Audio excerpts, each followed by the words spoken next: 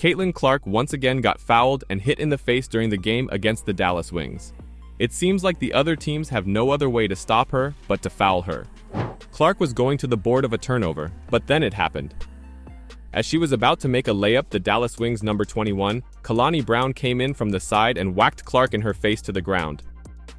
At that time, people were fearing for Clark in the fourth quarter, but she did what she always does and delivered big time for the Fever, scoring 13 of her 35 points in the last quarter of the game. But what she did next was absolutely astonishing. The Indiana Fever truly won the lottery by receiving the first overall pick in the 2024 WNBA draft. Indiana had an easy decision in picking Caitlin Clark, a generational point guard who is tearing up the WNBA. Clark set another rookie record during Sunday's game against the Dallas Wings. Caitlin Clark broke 746 points, breaking the WNBA rookie single-season scoring record. Simone Augustus established the previous record, which held for 18 years. Clark has the opportunity to pad this stat and make it even more unbeatable. The Fever will play the Mystics on Thursday to conclude the WNBA regular season, giving Clark an additional 40 minutes to add to her point total. Fever players Caitlin Clark and Kelsey Mitchell reached an incredible milestone in a win over the Wings. Caitlin Clark and Kelsey Mitchell power the Fever.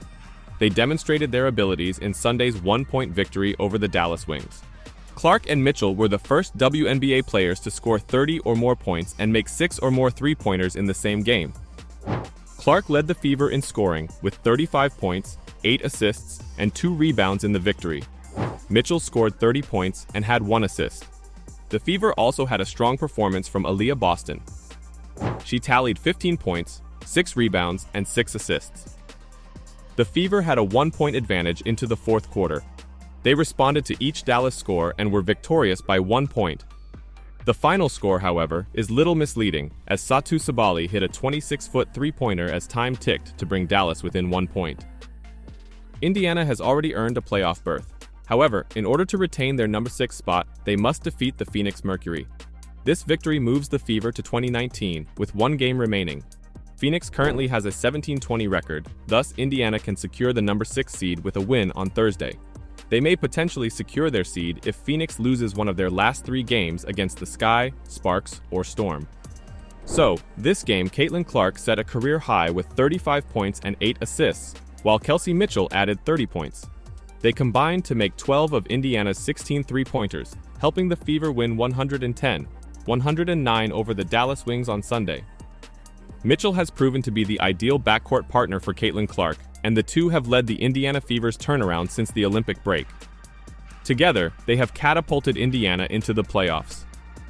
As said, the Fever's backcourt duo's excellent outing against the Wings was the first time in WNBA history that 2 teammates scored 30 or more points and made 5 or more three-pointers in the same contest. Clark and Mitchell have typically been strong scorers this season, but they both had one of their best performances of the year in 1 game. Their performance was unmatched in WNBA history, and the tandem appears to be setting the standard early in their partnership. Indiana, after suffering consecutive defeats to the defending 2-time WNBA champion Las Vegas Aces, has almost surely secured the number 6 spot in the forthcoming playoffs, which begin next Sunday. If so, the Fever will face the 3rd-seeded Connecticut Sun in the first round, who have won 3 of their 4 regular season encounters against the Fever. Clark, who has a rookie record 329 assists, has also scored 761 points this season, breaking Simone Augustus's previous best of 744 from 2006. Following a difficult start to the 2024 season, the Indiana Fever have rallied and earned a position in the 2024 WNBA playoffs. Caitlin Clark, a rookie guard, is one of the Fever's main driving factors. Clark made WNBA history on Friday, shattering the league's single-season assist record in the Fever's 78-74 defeat to the Las Vegas Aces. As a result, Clark has piqued the interest of NBA veteran and San Antonio Spurs point guard Chris Paul.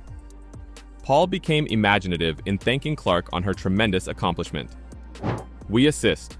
Congrats at Caitlin Clark 22 on breaking the WNBA single-season assist record at State Farm," Paul posted on X.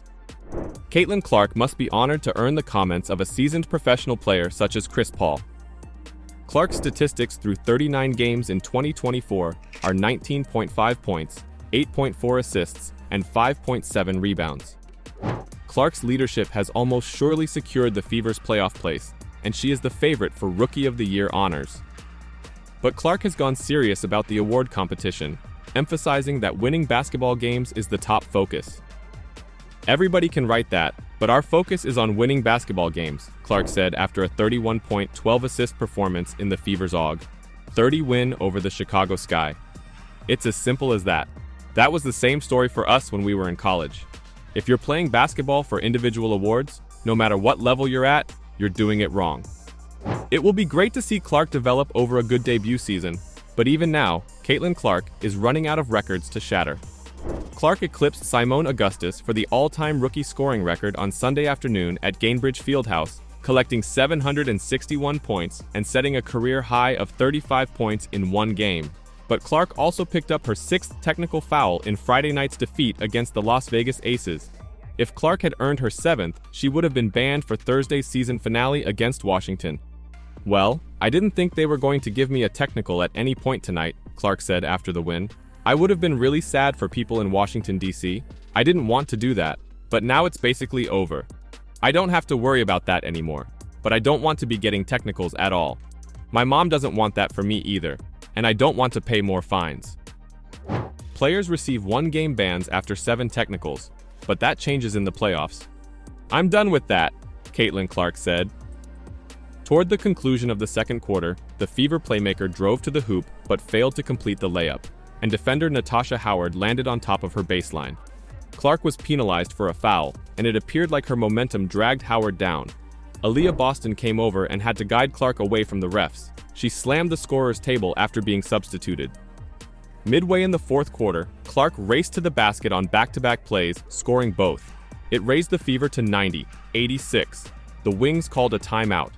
Nonetheless, she stood at midcourt and lifted both arms toward the official. Katie Lou Samuelson, a teammate, eventually approached Clark and stood in front of her.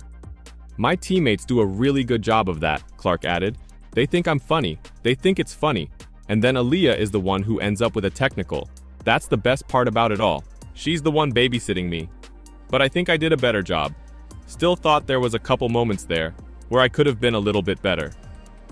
It's the Fever's first 20-win season since 2015. "It's a big deal," Mitchell explained.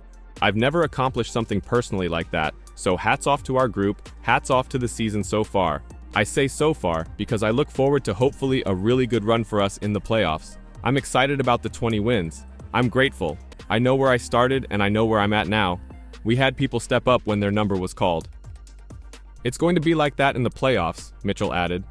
Damiris Dantas, a backup forward who spreads the floor, joined with the Fever in the summer and had one of her greatest performances of the season on Sunday.